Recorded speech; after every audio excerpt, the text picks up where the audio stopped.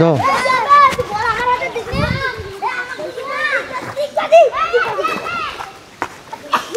Wow,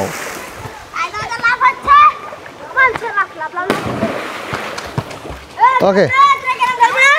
প্রতিশরের Rabindra কুঠিবাড়িতে প্রবেশ করলেই আমরা দেখতে পাবো কুঠিবাড়ির প্রবেশদ্বার।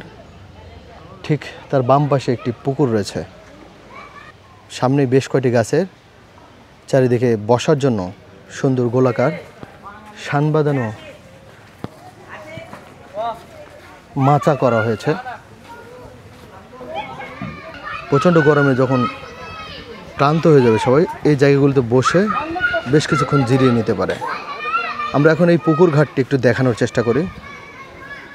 এই যে পুকুর ঘাটের সামনেই বসার যে সিমেন্টের চেয়ারগুলো বানানো হয়েছে, কত সুন্দরভাবে এগুলোকে সাজানো হয়েছে একটু দেখুন। ঠিক দুই পাশেই কিন্তু বসার ব্যবস্থা রয়েছে, আর মাঝখানে বেশ কিছু জায়গা ফাঁকা রয়েছে। এখানে শীতল পানিতে গোসল করছে ছোট ছোট বাচ্চারা।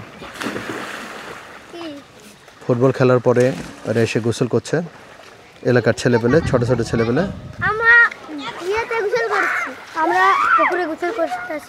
এই পুকুর কার পুকুর? রবীন্দ্রনাথ ঠাকুরের। রবীন্দ্রনাথ ঠাকুরের? তোমরা দেখেছো রবীন্দ্রনাথ ঠাকুরকে? না। দেখোনি? এই জায়গার নাম কি? সরকারি প্রাথমিক বিদ্যালয় প্রতিশর। আর সামনে হচ্ছে এটা প্রতিশর রাজবাড়ি। রাজবাড়ি। এই বাড়িতে রবীন্দ্রনাথ ঠাকুর থাকছিল। এই পুকুর কি পানি ঠান্ডা? গোসল করো প্রতিদিন এখানে? তো এখানে মানুষজন দেখতে আসে, তোমাদের কেমন লাগে? ভালো লাগে। তোমরা কোন গ্রামের? এই গ্রামের নামই প্রতিশর। দর্শক, ছোট ছোট কোমলমতি বাচ্চারা এখানে লাফিয়ে লাফিয়ে গোসল করছে। চিন্তা করুন, রবীন্দ্রনাথ ঠাকুরের সেই নিরিবিলি রাজবাড়ির পাশে এত সুন্দর একটা পরিবেশ, কৈশোর কাটছে ছেলেপেলেদের এই রবীন্দ্রনাথ ঠাকুরের এই পুকুরে গোসল করে। কত সুন্দর একটি জায়গা, যে জায়গাতে রবীন্দ্রনাথ স্মৃতি বিজড়িত সেই রাজবাড়ির পাশে এই ছেলেপেলেরা গোসল করছে। তোমরা কি লাভ দিবে আবার?